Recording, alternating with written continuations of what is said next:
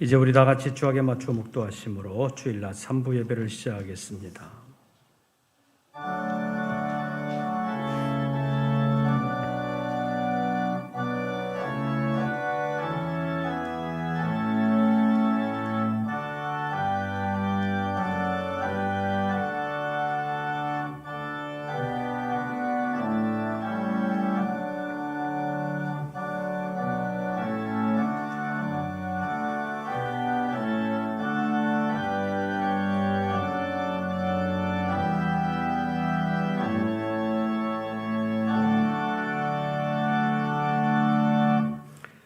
찬송하라, 하나님을 찬송하라. 찬송하라, 우리 왕을 찬송하라. 하나님은 온 땅의 왕이심이라. 지혜시로 찬송할지어다. 하나님이 뭇 백성을 다스리시며 하나님이 그의 거룩한 보좌에 앉으셨도다. 하나님은 영이시니 예배하는 자가 영과 진리로 예배할지니라. 아멘. 오늘도 저희들을 세상에 버려두지 아니하시고 주의 이름 앞으로 불러 예배하게 하심을 감사합니다. 주님의 전에 찾아나와 또는 피치 못한 사정으로 나오지는 못하지만 주님의 이름 앞으로 모여 주님의 이름을 찬양하며 주님께 예배하기를 원하오니 우리의 마음을 주장하여 주사 세상 시끄러운 소리와 번거로운 일들에 마음 빼앗기지 아니하고 온전히 주님을 의지할 수 있도록 역사하여 주시옵소서. 오늘의 예배 가운데 주님 임재하시고 머리 숙여 경배하는 우리 모든 권속들의 마음 가운데 찾아와 주시고 그 마음을 주관하시고 영을 새롭게 하시며 한 주간의 구체적인 삶의 현장에서 함께하여 주시옵소서. 오늘의 예배를 통하여 주님 임재하시고 역사하여 주심을 믿사오며 우리 주 예수 그리스도의 이름으로 기원하옵나이다. 찬송가 26장을 함께 부르시겠습니다.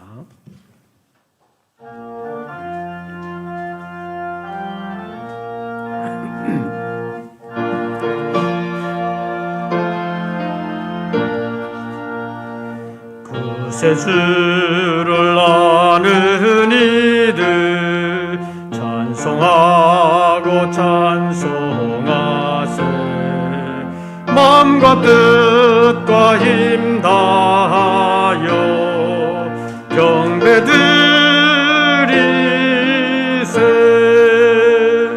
주를 알지 못한 이들 주가 친히 인도하사 그의 피로 구속하니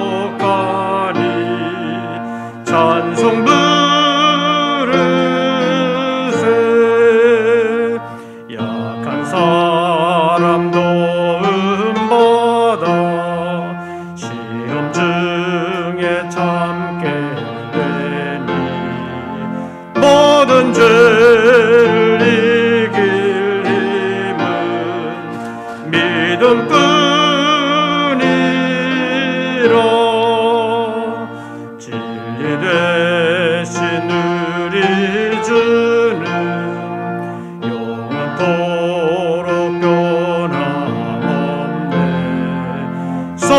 성도들아 주를 믿어 길이 섬기세.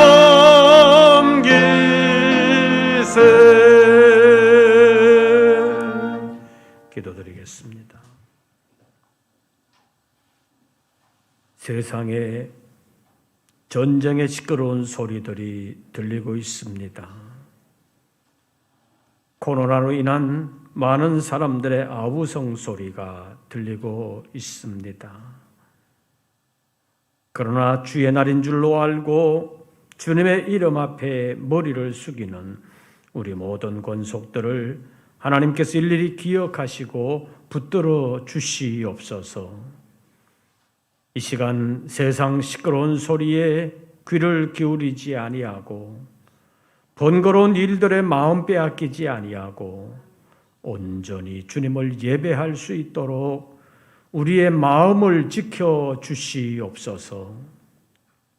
특별히 믿음을 새롭게 하시고 영을 새롭게 하심으로 한 주간 살아가는 새로운 한 주간이 주님과 동행하는 한 주간이 되게 하시고 주님을 기쁘시게 하는 한 주간이 되게 하여 주시옵소서.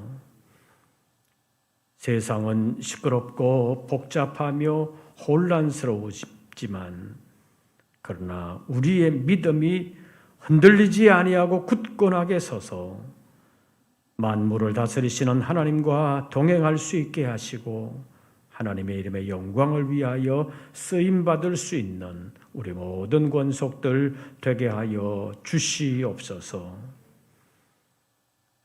이 시간 예배하는 우리 모든 권속들의 심령 가운데 찾아와 주시옵소서.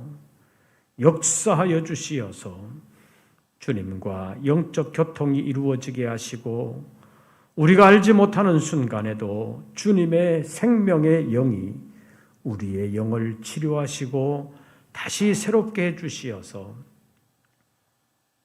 주님의 사람으로 부족함이 없게 하시고 주님과 늘 동행하는 사람 되게 하여 주시옵소서. 특별히 육체가 연약하여 힘들어하는 심령들 능력의 손으로 안수하시고 강건함을 회복시켜 주시옵소서. 여러 가지 복잡하고 혼란스러운 일들로 인하여 믿음이 연약하여지지 않게 하시고 나태하여지지 아니하도록 우리의 마음 가운데 하나님이 역사하여 주시어서 채찍질해 주실 뿐만 아니라 다시 새롭게 하여 주시는 은총을 더하여 주시옵소서. 여러 가지로 어려운 이 시대 가운데서 이 나라를 지켜 주시옵소서. 사람의 손에 맡겨두지 마옵시고 하나님께서 친히 다스리시되 하나님의 영광을 위하여 귀하게 쓰임받는 나라로 이 민족으로 하나님께서 은총을 거두지 마시고 다시 새롭게 하여 주시옵소서. 이 아침도 주님의 이름 앞에 예배하는 우리 모든 권속들의 모든 것을 아시는 주님께서 친히 붙들어 주시고 역사하여 주시어서 끝까지 하나님의 인도하심을 받으며 하나님의 보호장을 받는 우리 모든 권속들 되게 하여 주시옵소서. 이 아침 하나님께서 사랑하는 모든 권속들을 통하여 영광 받아주심을 믿사오며 예수님의 이름으로 기도하옵나이다. 아멘.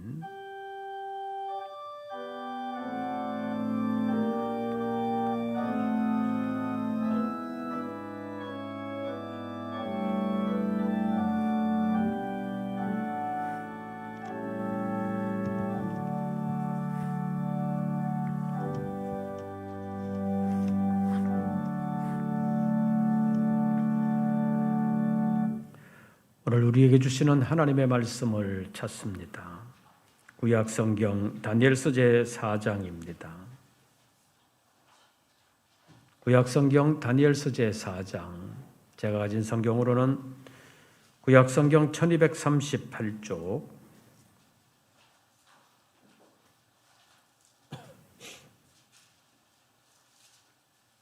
다니엘서 제4장 28절부터 33절까지의 말씀 우리 함께 교독하시겠습니다.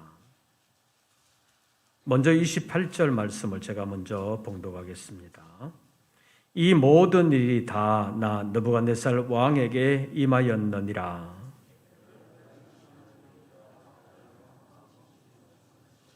나 왕이 말하여 이르되 이 큰 바벨론은 내가 능력과 권세로 건설하여 나의 도성으로 삼고 이것으로 내 위엄의 영광을 나타낸 것이 아니냐 하였더니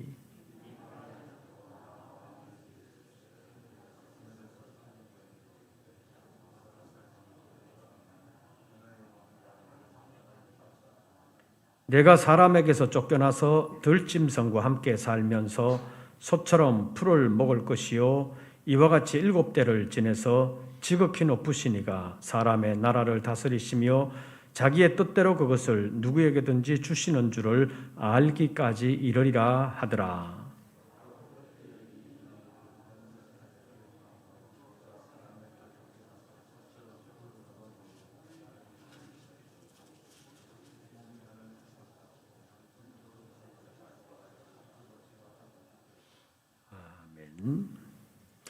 오늘도 주님의 이름 앞에 예배하는 우리 모든 권속들에게 우리 주님의 은혜와 평강이 함께 하시기를 축원합니다.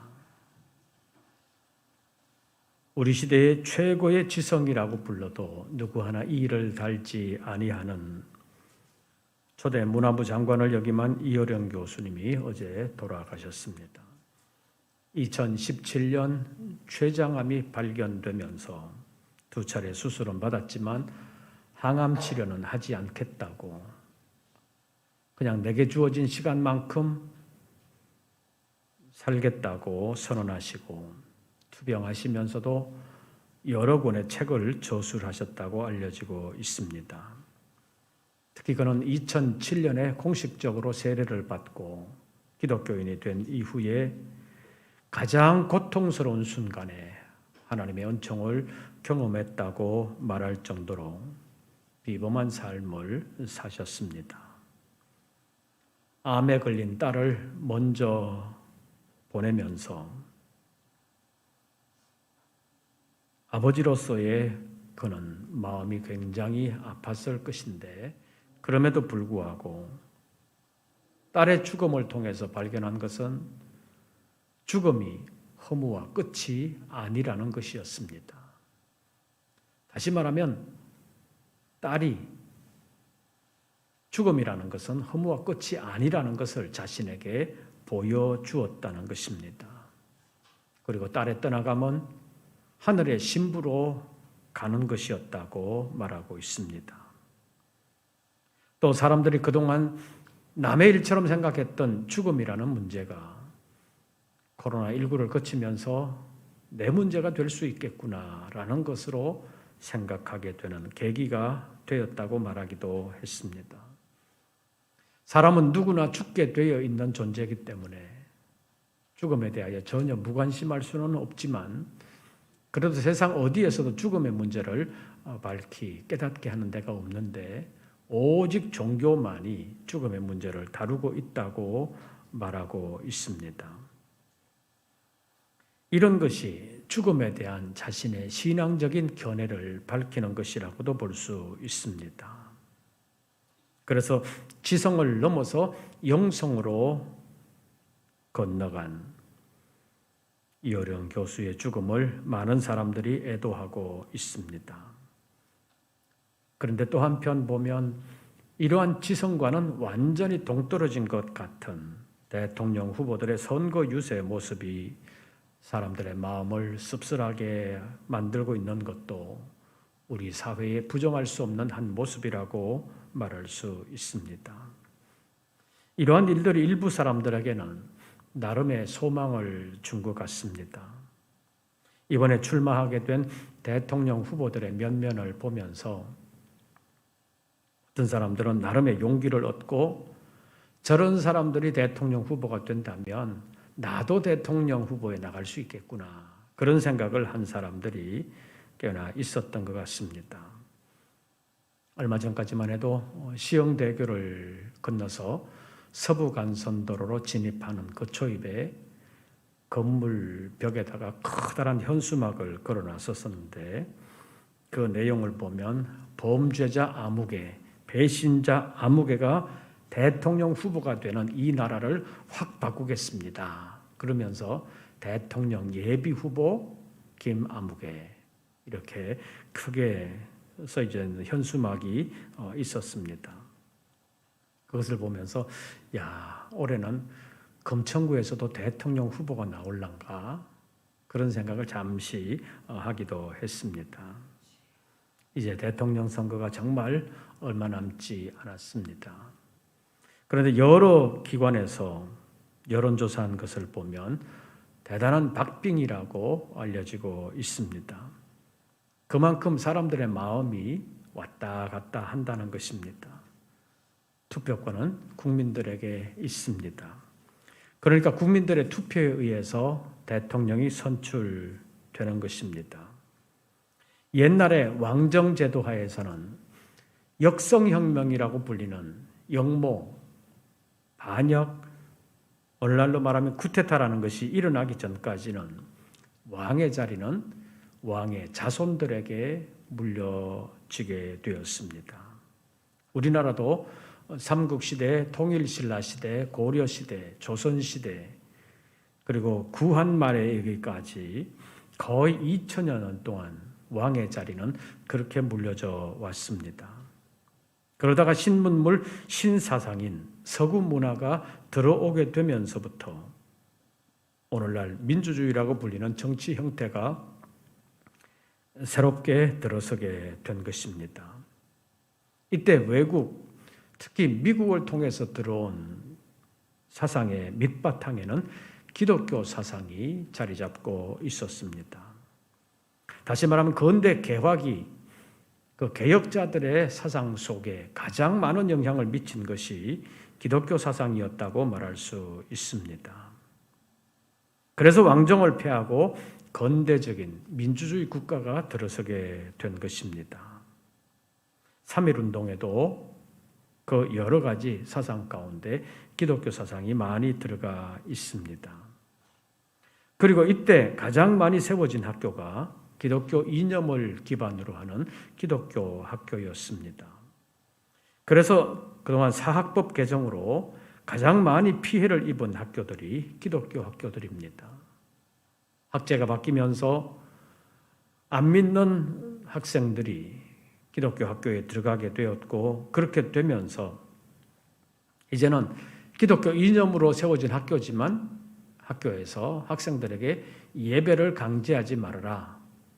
그리고 성경도 가르치지 말아라. 성경을 가르치려면 다른 종교의 모든 경전들도 함께 가르쳐라. 이런 식이 되어버린 것입니다. 그래서 우리는 신앙적인 관점에서 면밀하게 그리고 진지하게 이러한 제도들에 대하여 정부의 정책에 대해서 고민할 필요가 있습니다. 옛날 그 서자와 적자의 구별이 아주 엄격했던 시대에는 서자들은 아버지를 아버지라고 부르지를 못했습니다. 이제 기독교 학교에서는 하나님을 아버지라고 부르지 못하는 시대가 되었다고 볼 수 있습니다. 하나님 중심의 신앙 교육을 기독교 학교에서도 아예 하지 못하는 시대가 된 것입니다. 이런 일이 왜 일어났습니까? 이런 일이 세상에 벌어지는 동안에 하나님은 무엇을 하셨습니까? 이러한 문제들을 오늘과 다음 주일 2주일에 걸쳐서 잠깐 다루려고 합니다. 오늘은 그 첫 시간으로 하나님이 다스리신다는 제목으로 본문의 말씀을 잠깐 살펴보겠습니다.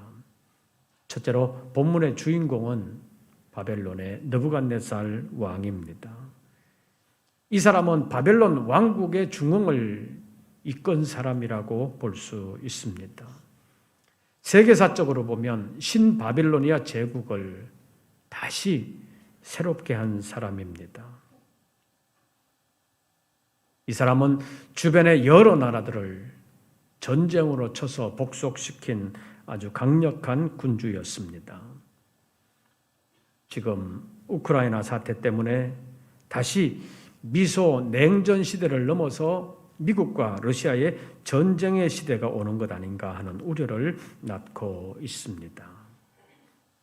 러시아와 우크라이나는 직접적인 전쟁에 돌입해 있지만 미국과 러시아는 아직은 직접적인 군사적인 충돌은 피하고 있고 경제적인 보복을 통해서 압박의 수위를 높여가고 있는 중입니다.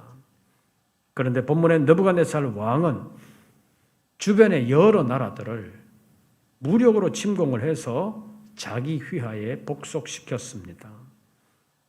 그러니까 당시에는 이 느부갓네살 왕을 대적할 만한 나라는 없었습니다.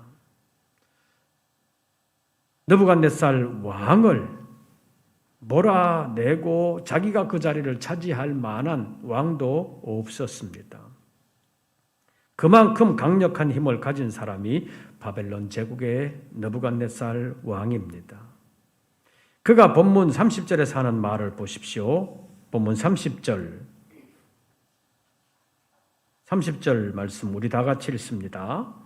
나 왕이 말하여 이르되 이 큰 바벨론은 내가 능력과 권세로 건설하여 나의 도성으로 삼고 이것을 내 위엄의 영광을 나타낸 것이 아니냐 하였더니, 이것을 세번역 성경에서는 이렇게 번역하고 있습니다.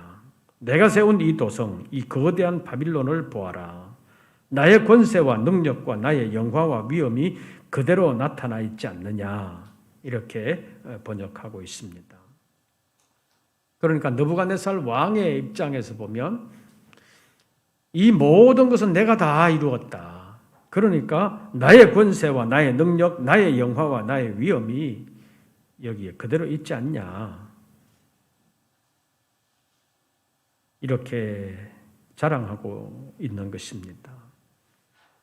실제로도 자랑하고 자부심을 가질 만한 사람입니다. 나중에 바벨론의 유물들을 보면서 그 당시에 어떻게 이렇게 만들 수 있었을까, 그런 생각에서 고대 세계 7대 불가 사이에 들어가는 유물이 바벨론에 있다는 것입니다. 자부심 가질 만합니다. 힘으로 보나 위엄으로 보나 영광으로 보나 누구 하나 이의를 제기할 수 없는 상황이었습니다. 아마 느부갓네살 왕이 이 모든 것을 내가 이룬 것이 아니냐 이렇게 자랑할 때 주변에 있던 신하들이 왕이 모든 것을 이루었습니다, 왕을 칭송합니다, 그러면서 머리를 조아렸을 것입니다. 그런데 그것을 인정하지 않는 한 분이 계셨습니다. 31절 말씀 보시죠. 31절 우리 다 같이 읽습니다. 이 말이 아직도 나 왕의 입에 있을 때에 하늘에서 소리가 내려 이르되 느부갓네살 왕아 내게 말하노니 나라의 왕위가 내게서 떠났느니라. 느부갓네살 왕의 자랑이 채 끝나기도 전에 하늘에서 소리가 들렸습니다. 느부갓네살 왕아 나라의 왕위가 내게서 떠났느니라. 아까 말씀드린 것처럼 당시에 느부갓네살 왕을 대적할 만한 사람은 아무도 없었습니다. 천하를 호령하고 있었던 사람이 느부갓네살 왕이라고 볼 수 있는데, 이렇게 천하를 호령하는 느부갓네살 왕을 쫓아낼 수 있는 사람이 계셨다는 것입니다. 느부갓네살 왕을 그 자리에서 쫓아낼 수 있는 분이 누구시냐? 하늘에서 음성을 발한 하나님이시라는 것입니다. 나라의 왕위가 내게서 떠났느니라. 떠날 것이다도 아니고 나라의 왕위가 내게서 떠났느니라. 이미 선언하고 선포하고 계십니다. 아까 말씀드린 것처럼 사람은 어느 누구도 당시에 느부갓네살 왕에게 대적할 수가 없었습니다. 주변 여러 나라를 완전히 복속시키고 무력으로 제압한 사람이었기 때문입니다. 또 당시의 왕의 자리는 지존의 자리이기 때문에 어느 누구도 그 왕의 자리를 마음대로 좌지우지할 수가 없었습니다. 더구나 느부갓네살 왕은 천하를 정복하고 왕권을 확실하게 세웠던 왕이었기 때문에 더더욱 반대자가 없었다고도 볼 수 있습니다. 그런데 하나님께서 그에게 나라의 왕위가 내게서 떠났느니라고 선포하셨습니다. 왜 이 말씀을 하셨겠습니까?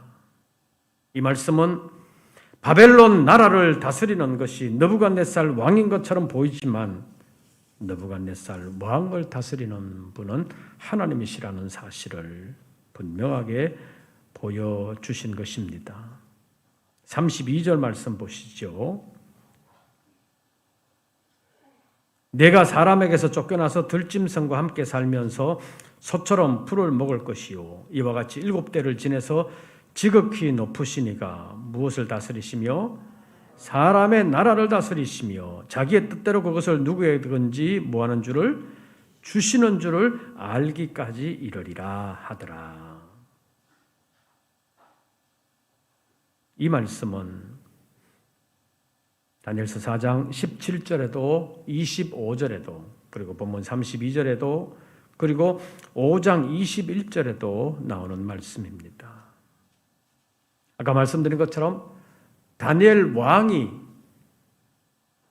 다스렸던 그 시대는 느부갓네살 왕이 천하를 호령할 정도였으니까 느부갓네살 왕은 바벨론 나라만이 아니라 천하를 다스리는 것처럼 보였습니다. 그렇기 때문에 바벨론에 느부갓네살 왕을 대적하여 일어날 사람은 한 사람도 없었습니다. 느부갓네살 왕의 왕권은 누구도 대적할 수 없을 만큼 확고하게 수립됐다고 볼 수 있습니다. 그런데 본문에서 나오는 것처럼 지극히 높으신 하나님께서 천하의 느부갓네살 왕에게 나라의 왕위가 내게서 떠났다고 말씀하시는 것은 하나님 자신이 천하의 느부갓네살 왕을 쫓아낼 수 있는 분이라는 것을 분명하게 밝히는 말씀입니다. 이것은 당시에 천하를 호령하는 이가 느부갓네살 왕인 것처럼 보이지만 실제적으로는 그 느부갓네살 왕 위에서 보이지 아니하나 보이는 세계를 다스리시는 하나님이 계신다는 것을 보여주시는 말씀입니다. 이것을 일반화시킨 것이 본문 32절에서 지극히 높으시니가 사람의 나라를 다스리신다 이렇게 표현하고 있는 것입니다. 천하 만물을 만드신 하나님께서 천하의 모든 것을 다스리신다는 말씀입니다. 어떻게 보면 당연한 말인 것 같지만 실제로 나라를 다스리는 많은 왕들이 많은 지역에 많은 민족들 위에 있었기 때문에 그런 왕들이 나라를 다스리는 것 같습니다. 그런데 오늘 본문에서 사람의 나라를 다스리는 것은 사람이 아니라 지극히 높으시니다 이렇게 표현하고 있습니다. 시편 47편 2절 말씀을 보면 지존하신 여호와는 두려우시고 온 땅의 큰 왕이시다 이렇게 표현하고 있습니다. 시편 47편 7절에서 하나님은 온 땅의 왕이라고 표현하고 있습니다. 시편 103편 19절에서 여호와께서 그의 보좌를 하늘에 세우시고 그의 왕권으로 만유를 다스리신다고 표현하고 있습니다. 하나님은 이스라엘 한 나라, 이스라엘 한 민족만 다스리시는 것이 아니라 온 세상 모든 나라를 다스리신다는 말씀입니다. 그래서 성경은 하나님을 만왕의 왕이요 만주의 주라고 부르고 있습니다.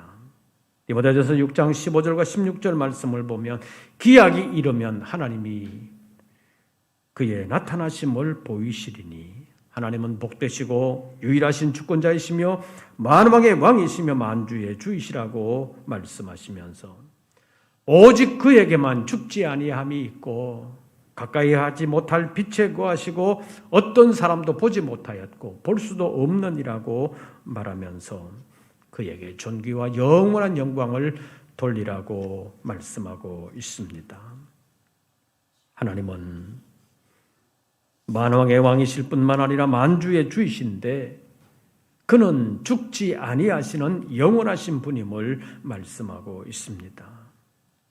우리는 여기에서 만왕의 왕이요 만주의 주라는 표현에 유의할 필요가 있습니다. 모든 왕들의 왕이요 세상에서 주라고 일컬어지는 모든 통치자들의 주가 되시는 분이 하나님이시라는 말씀입니다. 그런데 그 하나님은 죽지 아니하시는 분이시기에 죽음으로 갈리는 사람과는 다르다는 것입니다. 하나님의 권세는 영원한 권세요, 하나님의 나라는 영원한 나라라는 것을 다니엘서를 통해서, 그리고 당시의 세계를 지배하는 느부갓네살 왕을 통해서 다니엘의 하나님, 사드락과 메삭과 아벤노고의 하나님을 찬송한다고 말하는 느부갓네살 왕을 통해서 하나님의 권세는 영원한 권세요, 하나님의 나라는 영원한 나라라는 것을 고백하게 했습니다. 세상 모든 나라를 다스리시는 분이 하나님이시라는 말씀입니다. 마지막으로 하나님께서 세상 모든 나라와 만물을 다스리시는 가운데 세상에 등장하는 모든 제국들의 흥망성쇠도 주관하시는 분이라는 사실을 알아야 합니다. 다니엘서 제7장에 보면 다니엘이 본 네 짐승의 환상을 보여주고 있습니다. 첫째는 사자 같은 짐승이 나왔고, 둘째는 곰 같은 짐승이 나왔고, 셋째는 표범 같은 짐승이 나왔는데 넷째는 어떤 모양인지는 설명하고 있지 않습니다. 그런데 그 넷째 짐승은 무섭고 놀라우며 또 매우 강하여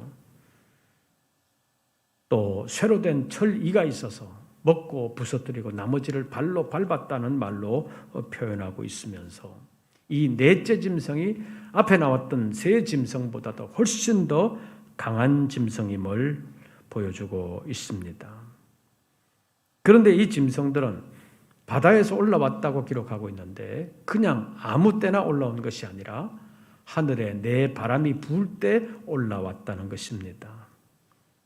그리고 이 큰 짐승 넷이 시차를 두고 첫째, 둘째, 셋째, 넷째 이런 식으로 나왔는데 그 나오는 원인은 하늘에 내 바람이 큰 바다로 몰려 부을 때 나왔다는 것입니다. 그리고 다니엘서 제7장에서 이 짐승이라는 것은 땅에서 일어날 나라인 것을 설명하고 있습니다. 그런데 큰 나라, 이 제국이라는 것은 그냥 역사상에 등장하는 것이 아니라 하늘에 내 바람이 부을 때 비로소 이 세상에 큰 제국들이 일어난다는 것입니다. 다시 말하면 제국들이 일어나는 것은 하나님의 섭리 안에서 일어나는 것이다. 하나님께서 일어나게 하시니까 큰 제국이 등장하게 되는 것이다. 이것을 보여주는 환상입니다. 역사적으로 한 제국이 등장한다는 것은 그전 제국은 망했다는 것입니다. 그러니까 한 제국이 망하고 새로운 제국이 일어나는 이러한 세계의 역사는 그냥 우연히 일어나는 것이 아니라 하늘의 내 바람 때문이다. 그것은 하나님의 섭리 안에서 이루어지는 일이다 라는 것을 보여주는 것이 다니엘서 제7장에 나오는 네 짐승의 환상이라는 것입니다. 하나님은 제국의 흥망성쇠를 주관하시는 분입니다. 이것을 보여주는 것이 다니엘서 제4장 5장의 말씀입니다. 아무도 대적할 수 없었던 느부갓네살 왕의 제국이 오래 지속될 것 같았습니다. 그러나 하나님이 나라의 왕위가 내게서 떠났느니라 그 말 한마디에 느부갓네살 왕은 왕좌에서 쫓겨나고 말았습니다. 그리고 그 아들 벨사살 왕이 나라를 이어받았지만 그의 부족함이 하나님 앞에 베여서 하나님께서 그를 심판하셨습니다. 그는 죽임을 당했고 그의 나라는 망하고 말았습니다. 새로운 나라 페르시아가 일어나게 된 것입니다. 다시 말하면 인류의 역사를 주관하시는 분은 하나님이시라는 말씀입니다. 작게 역사를 미시적으로 보면 세상의 여러 왕들이 세상을 다스리는 것 같습니다. 그러나 크게 거시적으로 보면 모든 왕들의 등장과 퇴장에는 하나님의 섭리가 있었고 한 나라가 망하고 한 나라가 일어나는 것도 다 하나님의 섭리 안에서 이루어지는 일이라는 것이 오늘 본문이 우리에게 보여주는 교훈인 것입니다. 하나님은 세상을 다스리시는 분입니다. 현재 세계는 미국의 바이든이나 러시아의 푸틴이 아니라 하나님이 다스리신다는 사실을 우리가 알아야 된다는 것입니다. 바이든이 등장하게 된 것도, 푸틴이 등장하게 된 것도 하나님의 섭리 안에서 이루어지는 일입니다. 세상 역사가 여러 가지로 혼란을 겪고 있지만 여러 가지 경랑과 갈등 속에서도 마침내 이루어지는 것은 하나님의 나라라는 것입니다. 그래서 세상 역사가 이렇게 혼란스럽지만 결국에는 하나님께서 이루시는 그 나라, 하나님의 나라, 다시는 죄악이 없고 그래서 죽음과 눈물이 없는, 질병이 다시 없는 그 나라를 이루어 성도들에게 유업으로 주신다는 것이 성경의 증언입니다. 그래서 지금 여러 가지 어려움이 있지만, 그리고 대통령 선거를 앞두고 여러 가지 혼란함이 있지만 궁극적으로는 이 나라도 하나님의 섭리 안에 있다는 것을 기억하고 하나님의 선한 일에 쓰임받을 수 있는 사람이 대통령이 될 수 있도록 기도해 주시고, 또 이 나라가 하나님 보시기에 복을 받을 수 있는 나라가 되도록, 이 백성이 하나님을 무시하고 하나님을 대적하는 백성이 아니라 하나님의 본의에 순종하고 하나님께 복종하는 백성이 되도록 기도해 주시기를 바랍니다. 나라의 왕위가 내게서 떠났느니라고 느부갓네살에게 말씀하신 그 하나님은 지금도 세상을 다스리시는 줄로 믿습니다. 기도하겠습니다. 여러 가지 혼란과 어려움이 많지만 그럼에도 불구하고 하나님은 이 세상을 다스리시는 줄로 믿습니다. 이 나라가 하나님의 징계를 더 받아야 될 것이 아니라 백성들의 마음이, 믿음이 하나님을 두려워할 줄 알고 하나님께 순종하는 마음을 주셔서 이 민족이 다시 하나님의 은총을 받으며 하나님의 복을 받는 나라가 되도록 역사하여 주시옵소서. 예수님의 이름으로 기도하옵나이다. 아멘. 찬송가 390장을 부르시면서 준비하신 예물 드리겠습니다.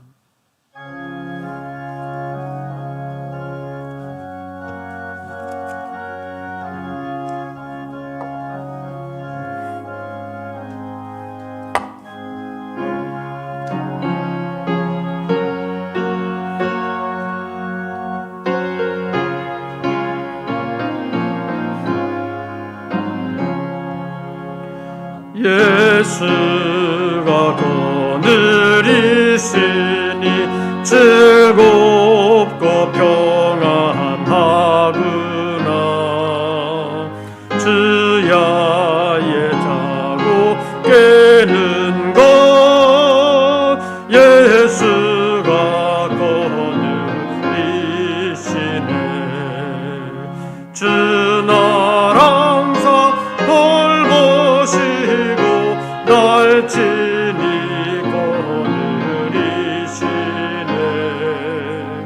주 나라 항상 날 친히 거느리시네.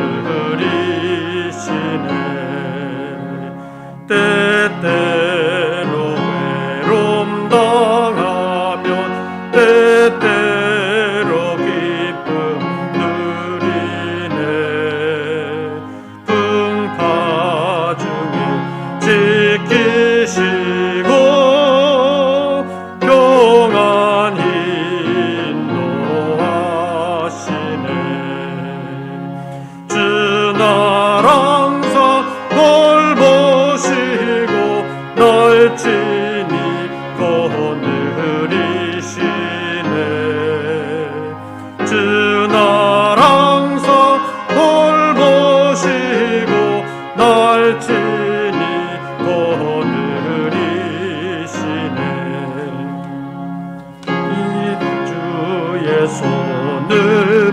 붙잡고 천국에 올라가겠네. 외로우나 즐거우나 예수가 거느리시네. 주 날 항상 돌보시고 날 친히 거느리시네. 주 날 항상 돌보시고 날 친히 거느리시네. 이 세상이 멸할 때에 마귀의 권세 이기네. 천국에 가는 그 길도 예수가 이시네. 주 날 항상 돌보시고 날 친히 거느리시네. 주 날 항상 돌보시고 날 친히 거느리시네.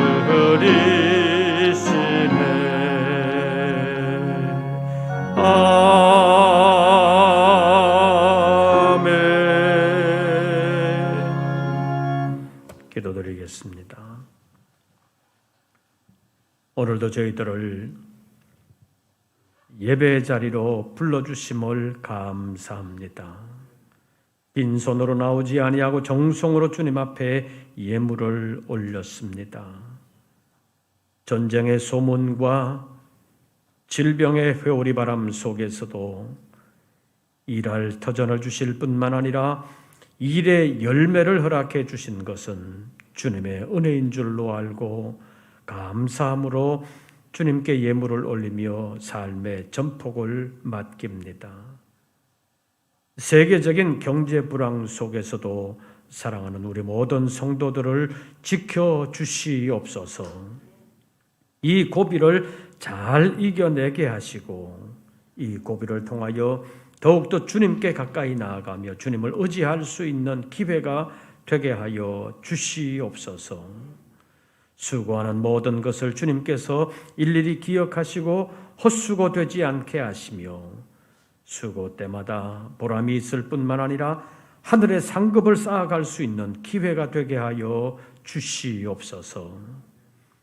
여러 가지로 어려운 시대를 만났사옵고 많은 사람들이 방황하고 있는 이 시대 가운데서도 믿음을 굳건하게 가지고 끝까지 하나님의 인도함을 받는 우리 모든 권속들 되게 하여 주시옵소서. 시험 당할 즈음에 피할 길을 주시는 하나님의 은혜가 있을 뿐만 아니라 이겨낼 수 있는 하나님의 능력도 더하여 주시는 줄로 믿습니다. 늘 하나님 의지함으로 아름답게 승리하는 우리 모든 권속들 되게 하여 주시옵소서. 다시 세상으로 나아갑니다. 여전한 어려움이 있어도 마음이 믿음이 약하여지지 아니하고 굳건한 마음을 가지고 천하 모든 것을 다스리시는 분은 하나님이심을 믿고 흔들리는 이 시대도 마침내 하나님의 나라를 이루는 방향으로 나아가는 것임을 기억하고 소망 가운데서 끝까지 주님과 동행하는 우리 모든 권속들 되게 하여 주시옵소서.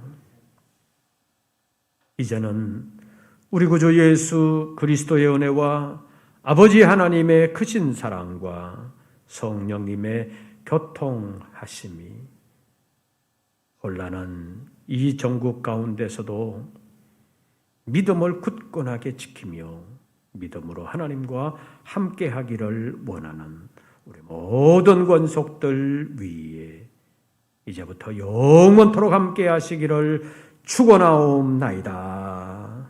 아멘.